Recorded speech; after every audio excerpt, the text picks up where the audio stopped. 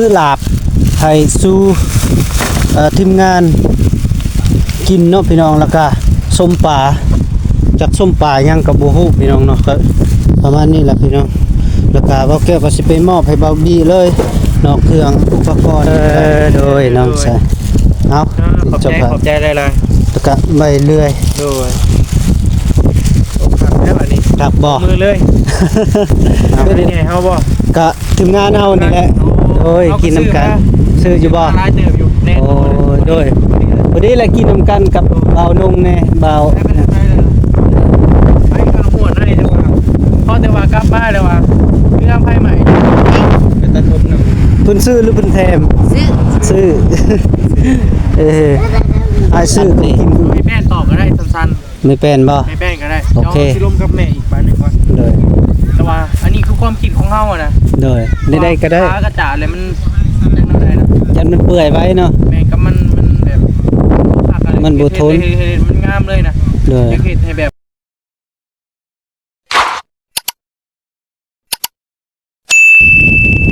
มาพ่อแม่พี่น้อง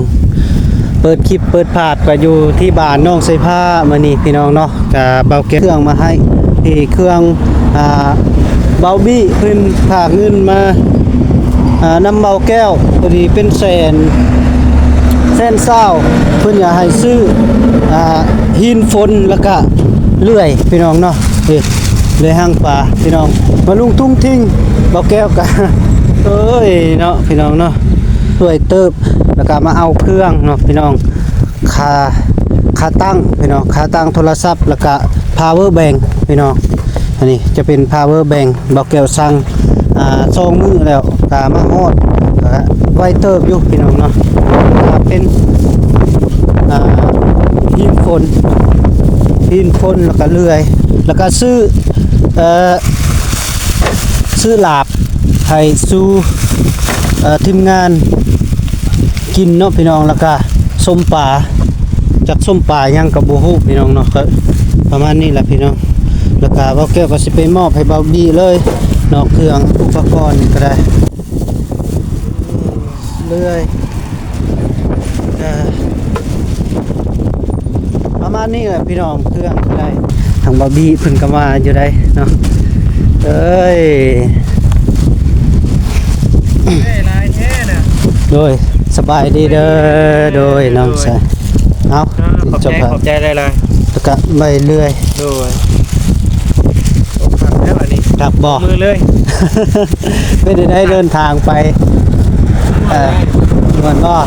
ปลอดภัยเนาะโดยให้เนี่ยเฮาบ่ก็ทีมงานเฮานี่แหละโอ้ยกินน้ำกันซื้ออยู่บ่ร้านเติบอยู่แน่นอนโดยวันนี้แหละกินน้ำกันกับเบานงแน่เบาไปข้าวหมวดให้เดี๋ยวว่าพอเดี๋ยวว่ากลับบ้านเดี๋ยวว่าเรื่องเป็นเรื่องที่ว่าเสียใจเนาะว่ามันเป็นแลนด์มาร์คที่แบบว่าเป็นจุดแลนด์มาร์คของนากายเลยได้นะโดยแบบนักท่องเที่ยวให้ก็ต้องไปนะแม่นักท่องเที่ยวแบบฝรั่งโคตรหลายเลยไปนะแม่ไปนะเพราะว่าหลายๆคนที่ว่าไปนากายต้องไปฮอดเรือใหญ่ลำนั้นโดยแบบใหญ่ได้เจ้าในเมืองคลิปเจ้านะค่อยมันทันเข้าเบิ่งแต่ว่าค่อยให้เบิ่งเขาแชร์นะเขาแชร์อยู่เฟซบุ๊กนะไอ้ก็เลื่อนด้วย1นะข่าวเรียกก็เลยว่าแต่เห็นแบบเป็นไม้ระดับไม่ดูไม่แดงเราไม่ขยุ่งยังผู้ใดทางด้านในเป็นแบบไม้เลื่อนแบบโคตรใหญ่อลังการเลยรู้แค่มันเป็นเหือกำปั้นบ่อย่างแม่เป็นเหือใครก็สำนักอันนี้ประมาณนี้มันรู้นะใส่ตัวงามแห้งไหนงามบ่แม่งามแห้งเห็นอยู่เหือหน้ากายเนาะแม่เป็นเรื่องที่ว่าโศกเศร้าเลยกันนะเสียได้เลยโดยเสียใจก็เสียใจอะไรอาจจะเป็นแบบพวกเด็กน้อยแหละที่ว่าเขาไปบางทีก็ถิ่มขี่ออกย่าอย่างนั้นนะโดยมีถุงยางไปแซวไปโดยไปสูบยายังประมาณนี้นะไปตกเตี้ยไม่แล้วเรือห้างแล้วเรือใส่บ่ได้แล้วแต่ว่ามันเป็นเรือที่แบบว่าเป็นเรือใหญ่ลำหนึ่งเป็นแบบคลองแบบอะไรนะ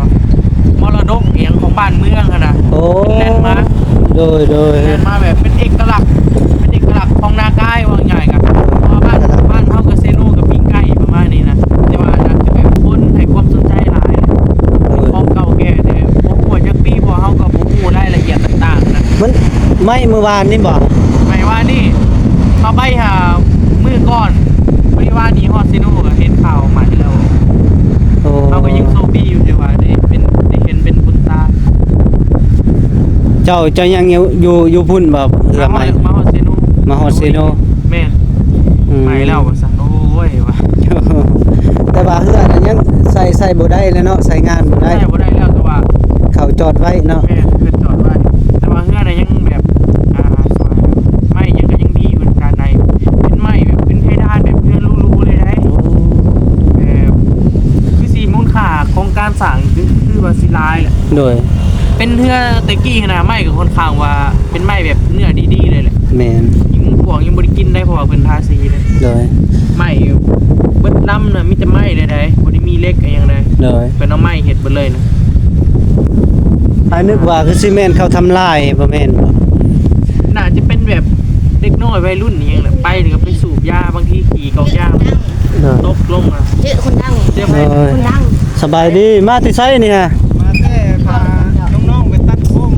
โอ้ยโดยเออ แล้วให้เจ้าอ่ะ ชื่อ โดยไผคนดัง เขาพูด คำพูดรถไทยแต่งชื่อเฮาบ่ สมโพรถไทยแต่ง เกดเยอะมาหลายคน อืม กลาง โอ้หล่อเนาะโอ้ยสูงผมแดดบอก น้อยคนเนี่ย ใส่เสื้อคนดังเอามาเบิ่งดู ชื่ออะไรวะ ซื้อเลยเท่าได้เนี่ย คนดัง 1,900ผม น้องสิพาบ่ได้บ่ เจ้าของบูเป็นเจ้าของงานตัดผมบ่ นี่ เป็นตัดผมนำ เพิ่นซื้อหรือเพิ่นแถม ชื่อ ซื้อ ไอ้ซื้อบ้านนี่ก็ผ่าเบานุ่งเบาอันน่ะโดย ใกล้เขาบ่ได้แล้ว แม่น นอนเฝ้าเลยวันนี้ไอ้แก้วเห็นไห้แล้ว เลยคักอยู่ตี้บัดนี้บ่น้องสิพาครับบ่ ครับเอาล่ะเล่นห้องน้ำเดี๋ยวนี้ เอ้ยอาบน้ำเด้อ แล้ววันนี้ ไปเสริมความหล่ออีกได้หน่อย เดี๋ยวคนบอกมา เออ แก้วไม่ใส่แก้วไม่ได้ค่ายวะ โดยมันติขายจะน้อยก็สิได้ นี่แหละ กั วัน นนี้หลายคนมีหลายคนเลยเฮ็ดนี่แหละไอ้ เลยเลย เจ้าแหละเป็นสร้างเฮามีแต่เป็นลูกมือสื่อแล้ว เลยเป็นสร้างกับพังเบิ่งก่อนจะน้อยนี่ก็อ้ายก็มีเวียกสิได้กลับก่อน โอ้ไปทางไหนน่ะ ก็อยู่ในหันแหละเพราะว่าตอนนี้นะบ่แม่นกะประชาชนเพิ่นสิปลอนบัตรเด้แล้วก็ เพิ่นต้องให้อยู่แม่นบ่ โดยแต่เฮาก็ โดย ต้องมีป้องกันเรียบร้อยโดยเว้าสำเร็จเข้าใจแล้วเนาะ เข้าใจอยู่ โดย เพราะว่าเป็นหน้าที่ของเพิ่นนั่นแหละเพิ่น โดยเป็นหน้าที่ มาทางอ้ายเพิ่นก็เป็นทหารนะต้องปฏิบัติตามที่ว่าเพิ่นวางให้แล้วน้อยเนาะ โดย เขาก็สิเขาก็ถ้าว่ามีเวลาอยู่ว่าแบ่งมาเฮ็ดทางนี้ คนเดียวอยากเฮ็ดหลายอย่าง โดย แต่ก็ดี โดย เอาช่วยเหลือสังคมนำแล้วก็เฮ็ดเวียกน้ำหักน้ำหลัดกับเป็นทหารป้องกันชาติโอ้ถือว่าสุดยอดเลย โดยมื้ออื่นนี่ก็อายาให้ไปเพื่อนพอตู้พอเท่ากับล้านเพราะว่า มุ่งได้ ทางเมาลี่เพิ่นสิเจาะน้ำมาด้านแล้วก็ จะมุ่งได้ ก็ประมาณ 8-9 โมงนี่แหละยันเมาลี่เพิ่นนั่นมาบ่ทันนะเราไปมุก แต่เราให้ไปเบิ่งให้ โดยเราให้ไปเบิ่งให้ โดย นะ มีแต่มื้อเฮาโทรหากันซะ โดย เดี๋ยวพุ่นเลยจึงมาที่เนาะ โดยและได้เพุ่นนำมาพี่ก็ได้ ไปไหนก็ได้ไง โดย ไปไหนก็ได้มาเบิ่งทางนี้กัน ไป ไอ้นี่คือว่าเรียนไปได้กี่งานเนาะเรียนเช้ากันนี่ได้ ใส่เสานะ ตัดอีกแล้วเช้านี่เนาะ แม่นต้องได้ตัดยาวสำไดเสาเจ้า นี่นะอยากเห็นประมาณซ้ำนี่นะจะว่าโอเคบอกเขาว่าโอเคแล้วความสูงนะความสูงก็ซ้ำของน้ำเนาะจะว่าบอก โดยเอาสำนั้นก็ได้ เอาซ้ำนี่แหละเนี่ยเขาย่านเขาได้ตัดที่เสานี่เนาะ โดย ต่อเสามันหนี3 เมตรพายอยู่นี่ โอ้ย ต้องได้ตัดแน่นอน แม่นไปตัด แน่นอนน่ะนี่ ตัวเราสิขุดให้มันลึกๆบ่ ขุดเพียงนี้บ่แม็ก ขุด นึ ลึ ง กก็โอเคอยู่ นี่บ่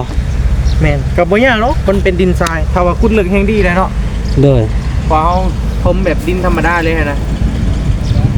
ก็บ่ดีกันเฮาขุดลึกก็ย่านมันเปื่อยไว้หั่นน่ะ พวกว่า พวก บ่ยากเอาลีนถอกไปลายๆ โดย แถวพื้นดินน่ะ ได้คือการคันมีวิธี เอาลีนถอกลงไปว่า เลย เจ้าขุดน่ะ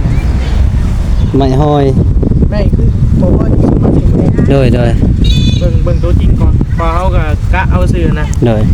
แต่ ไก่ยังก็ยังบ่แม่นย้ำได้เพราะว่าบ่แม่นสร้างตัวแท้เนาะ อายก็บ่แม่นสร้างตัวแท้คือกันนั่นล่ะแต่ว่าค่อยเฮ็ดค่อยไปละ โดนสอนกันนั่นแหละ โดยซอยกันเฮ็ดนำกัน มีหยังก็ปรึกษากัน แต่บากหน่อยเนาะ โดย บางทีก็ย่อได้ก็ย่อหลายคน โดย ก็บ่เนื้อซ้ำเฮาเฮ็ดขอกไก่ธรรมดานี่แหละนะ โดย บ่ได้ยุ่งยากอิหยังปานนั้นดอก โดย เพราะว่าแล้วนี่เพราะว่าเอาแป้นเนาะแป้นขึ้นประมาณซ้ำหนึ่งนะประมาณนี้ก็ได้ โดย เป็นไม่ดิ้วขึ้นนะ เป็นไม่ดิว เอาแล้วพากระจานะ โดยเป็นไม่ดิวก็ได้ แต่ว่าทางนุ่มนี่เฮาต้องได้เอาผ้ากระจาดเรื่องเพราะว่ามันลมพัดเด้ เอาไอ้แป้นตอกก็ได้สั้น ไม่เป็นบ่ ๆไอ้แป้นก็ได้ โอเค ดี๋ยวสิร่วมกับแม่อีกปานหนึงก่อน โดย แต่ว่าอันนี้คือความคิดของเฮาอะนะ โดยได้ก็ได้ พากระจาอะไรมันจังไดนะ ยันมันเปื่อยไว้เนาะ แม่ก็มันแบบพากอะไร มันบ่ทน เฮ็ดมันงามเลยนะ โดย อยากเฮ็ดให้แบบมันแบบงามเลยนะ โดย เอาไอ้แป้นแบบตอกขึ้นได้ระดับหนึ่งดีกว่าไม่ดิ้วใส่ทั้งการเถอะคือแบบเพื่อนพวดพอไปอะไร โดย ประมาณนั้นแหละ เออคักแล้วจังซี่ก็สิเฮ็ดจากบนนี้เลยเนาะ ให้แม่บอก ท่านี้เลยสำนีพอดีเลยไก่กอกน้ำเนาะ แม่ใกล้ของน้ำเลย นี่ท่านี้ ประมาณนี้โอเคแล้ว โดย ประมาณนี้แล้ว บอนดังไฟ จุด2 เมตร 40บอกประมาณนี้แหละ 2.40 เมตรพอดี2 เอา ฟุต เห็ดหม่อง2 เมตรให้มันเลือออกมาเนาะ โดย เลือข้างละ20บอกหรือว่าเดี๋ยวใดก็จังหวะใกล้อีกบ้านหนึงเอาสังสีส่วนเดียวเลย เอาส่วนเดียวเนาะ แม่น ถ้าส่วนเดียวก็บ่ได้ดอกนี่ราคานี้เอากระพุดนี่หลับ ให้ซ้ำพอกไก่เลยหน่อยเนาะ โดยพอดีเลย บ่ยากดอกหลายคนสวยกันน่าจะได้อยู่ โอ้ยได้อยู่ดอกสำนีนะ เริ่มสร้างแก้วแล้ว โดย เดี๋ยวเราสิเป็นคนยืนไม่ให้ดอก เอ้ยฮะ ก็สิเฮ็ดอยู่นี่แหละเดี๋ยวว่าถ้าคุมก่อนเลยจริงทางรักเนี่ยผมอยู่นี่ประมาณเลยเนาะ โดย ว่าเขาจุดคนเราเขาเป็นคุมแล้วเขาคงสิได้พูดเยอะบอก แม่น มันคือสิได้ดินใหม่อีกอะนะก็เลยว่าประมาณนี้แหละเนาะ โดย เจ้า ต้อง ว่าบ่ ต้องได้เอาดินมาถมอีก แม่น โดย แต่ว่าเขาต้องบากมื้อนี้บากเสาเลยพูดเลยกันย่อบอกย่อให้ได้เพราะว่าหลายคนในมื้อนี้ มื้อนี้บ่ แม่ โดย ท่านน่าจะท่านเยอะเนาะหลายคนเห็ดซอยกันคนละไม้คนละมือที่สิได้อยุ่งเหรอวะ บ้าก็บ่ได้โอ้ยก็ไม่สำนี้บ้าก็โอเคอยู่มันก็บ่หนักบ่หน่วงอีหยังดอก ไม่น้อยเนาะ แม่นไม่น้อย ป้าคนไม่กินข้าวไม่ได้ เออ ก็แค่เที่ยวกันแล้วแหละ ๆบ้าสำนึงนึงย่องเลยแหละ เพราะว่ามันบริรักแค่สังกะสีนะ โดย เราเรียกว่าเอาไม้อันนี้ไม่คือกับตัวนี้เลยไม่เส้นกับตัวนี้เลยเนาะ โดย มันแบบ ไม่18 นะ สบายดีอ้าย โดยสบายดีคือกัน สัมเดียวกันเลยกับตัวหลังคานะ เออ สบายดีหน่อย ส เด้ บายดี อ เลย พอดีแหละมื้อนี้มาพบกันหลายคน แม่น แม่น มาครบ จัด ทีม เลยได้มื้อนี้ จัดเลยบ่ ตั้งเลยมื้อนี้ เป็นจะได้เลยเฮา เอามาแล้ว โอ้ดีอาจจะได้ลงเหือลงแหงมื้อนี้เนาะ โดย พอดีอากาศก็บ่ปานใดมื้อ โดยที่ฮอดอุ่น พอดีเรียกม่วนสร้าง ๆ แก้ว แม่น แม่น มี สร้าง ลม แก้วเด้อคนคุมงานนี่ แล้วคนน่ะมันจะแบบผ้าเห็ดเดี๋ยวสิเป็นลูกมือ เป็นลูกมือในสมอเลย โอ้ยเฮ็ดสำใดสำนึงนี่ก็พักพรเฮาก็ได้เนาะก็บ่เฮ็ดสูงหลาย แก้วเซานี่นึกว่าบ่ได้ตัด แนวคิดก็อย่าให้ตัดตัวแหละมันสูงโพด มันบ่ได้ง่ายเด้อ แม่น มันไม่ ไม่แก่นซ้ แก่น มันเหลือแต่แก่นมันหล่อๆเลย ไม่แดงซ้ คุ้มบ่เจ้าว่าซื้อนี่ ำคุ้ม 250,000 เสาหนึ่งได้ มันเป็นเสาไม้เฮือนบ่ แม่น2เพื่อนเขามันกินแก่เลยนะได้หลายปีอยู่เนาะแก้วเนาะ เลยได้หลายปี ผมจะไปซื้อไม้วิกเนาะ อันนี้ก็สิบ่แม่นเดือธรรมดาเด้อตัดจากสติง ตัดสติง จักสิไว้บ่ละเดือ ถ้าเลื่อยเขาย่านบ่ได้แก้วพังเลยก็ได้ขุดลงลึกๆเอา มีอยู่ที่อันจักสตินของอันนะ บ่ง่ายดอกเอาสำเฮานี่แหละที่ไปยืมพระเจ้าก็ยากอยู่ได้บ่ เลย ถ้าว่าพังเลยนี่มันสิสูงกว่าห้องน้ำน้อย แม่นแหละ แล้วก็พยายามขุดลงให้มันลึกที่สุด เลย เอาลีนเผาลงมันกลัวมันก็บ่ขึ้นกินหรอกแม่นบ่แก้ว เลย เป็นเม็ดได้บ่ ดินขุดบ่ยากหรอกมันเป็นดินทรายเนาะ ไปเข้าห่มมานี่ เอาผม โดยสบายดีเด้อเลย ไปดีบ่พี่ อาก็มาเด้อพาน้องไปตัดผมบอก เลย โอ้คักเลยนะ แม่ รอเลย รอ ก็คือสิเบาไปในจังหน่อย เสื้อผ้าเอ้ยมาพี่ดูเสื้อผ้า อ้ายเพิ่นเห็นแล้วบ่ตัดผมใหม่นะ ใช้ผมน่ะ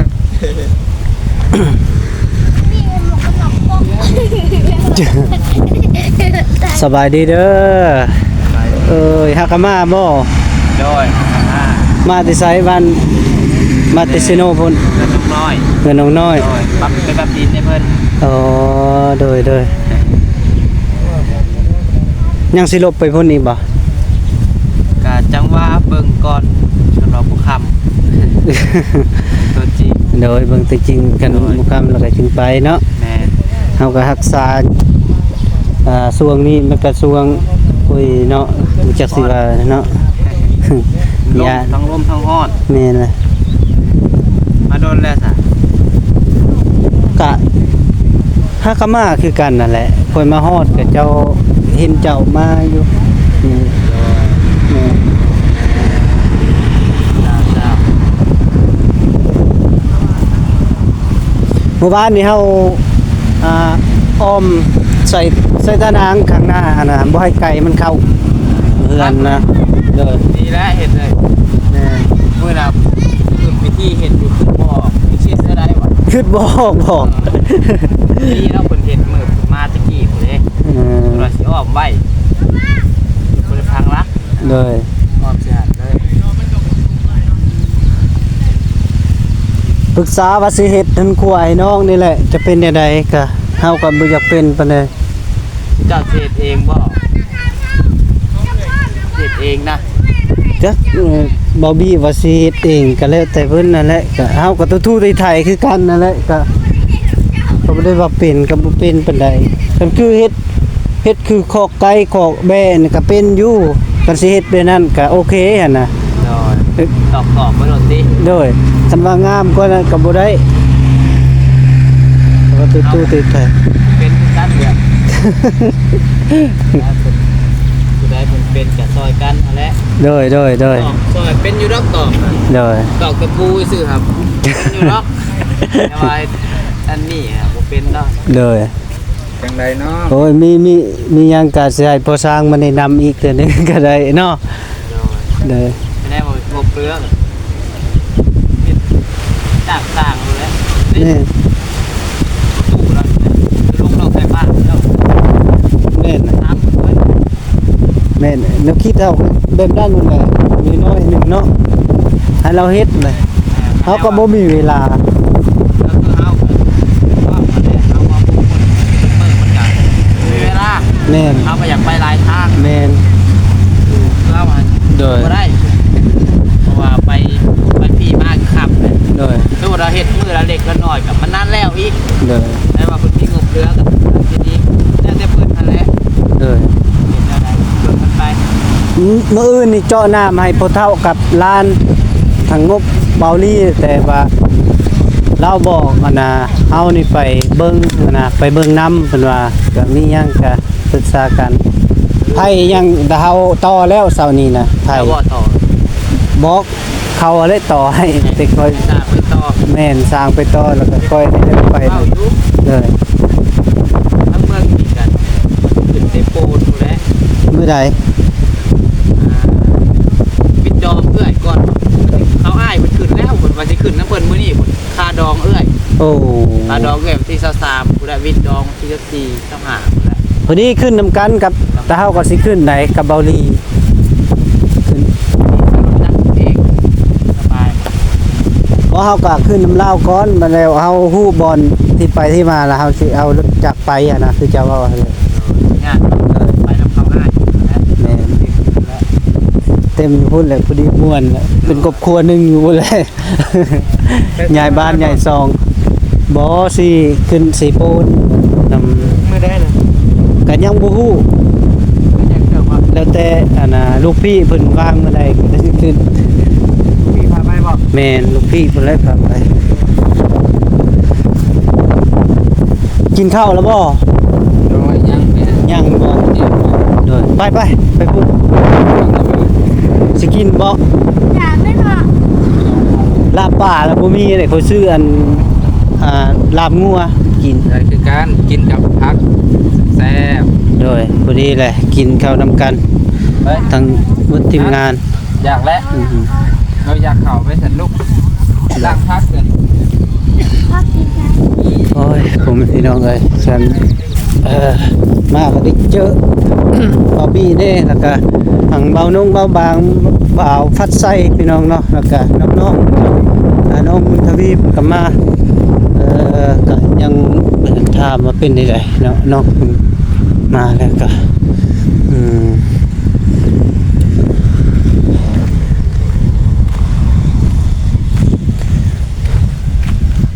มาเมื่อใดครับ มาเมื่อวาน เมื่อวานเอารถไฟมา ไอ้ผู้ชายมาส่ง เอาพัดไซมาส่ง เขาก็เห็นเจ้าได้เมื่อวาน อยู่ใส่ ที่ผูกจะลงงาน โอ้กระโบเอิญใส่ เขาเอิ้นเจ้าบ่ยิน เป็นได้คือมาแหละ เข้าย่า ย่านพอสร้างบ่อยู่บ่ อยู่มื้อนั้นเราบ่อยู่แต่ก็ยิงขึ้นยังอยู่ ฮะ แฮกมาเฮาบ่ย่างพี่ เป็นย่านพี่อยู่โดยก็คือว่าแล้วมันไกลภาษาสำเนาะ มานี่เด้ ฮะ มา มาลิน ถามน้องอุ้มอีเราเห็นพี่ เฮ้ย เราเห็นพี่ น้องไม่เท่าอันนั้นบ่เราเห็นพี่เห็นบนใด ในที่ยังเล่ามา เอ้ย ตัวพี่ปอบ ก็สิแม่นนั่นเนาะใหญ่บ่ ตัวสีดำใหญ่จังเลย ตัวสีดำ ตัวพี่ปอบ ยืนบ่ โบนกุ้งมันชูในตัวเพื่อนอันก็ร่างเราขึ้นอันเด้บ่แก้ว เออ ตัวนั้นตาตั้ง คือบ่เอาไม้ตีอะ เสียงมันสวมเสียงที่พูดนำแล้วว่าพอนอนจะแล้วเมื่อมาก็จะนอนเลย เออ แล้วว่ามันยากกะห้องคำซ่อมแองใส่ไปที่มาเขานอนไปมึงคนเดียว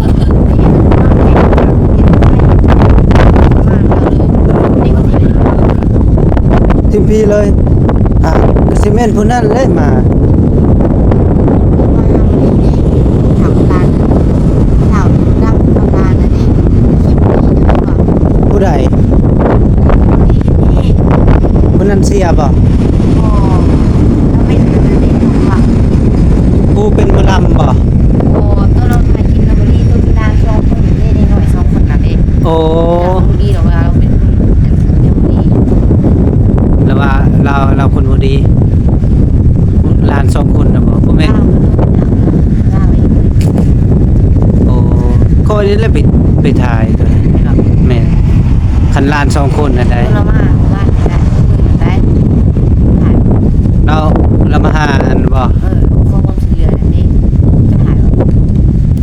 ถ่ายอยู่ เท้าดำๆได้ โอ้ ดำนะ โอ้เฮ้ยเอาบ่อะไรญาติ ว่าแล้วไม่เลยไง ไฟ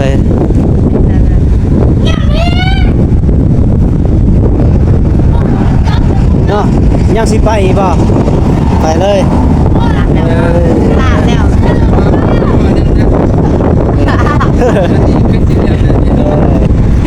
เอา แรงบ่ อันนี้ข้อมันนะลาบผู้ชื่อไอ้เจ้า นี่บ่ แม่นแล้วก็ส้มปลาเนี่ยส้มปลา ได้ ด้วยกินน้ำกัน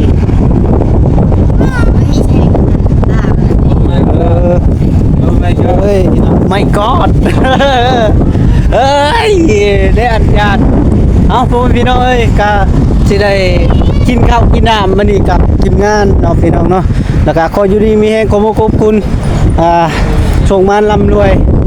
แล้วก็ที่มาเจอกับทีมงานหลายๆคนเนาะพี่น้องเนาะหลายคนอยู่ดีมีแฮงสุขภาพแข็งเจ็บอีกจนแสนมีคนรักคนแพงอายุมันคนยืนเด้อปลอบใจบ๊ายบายโดย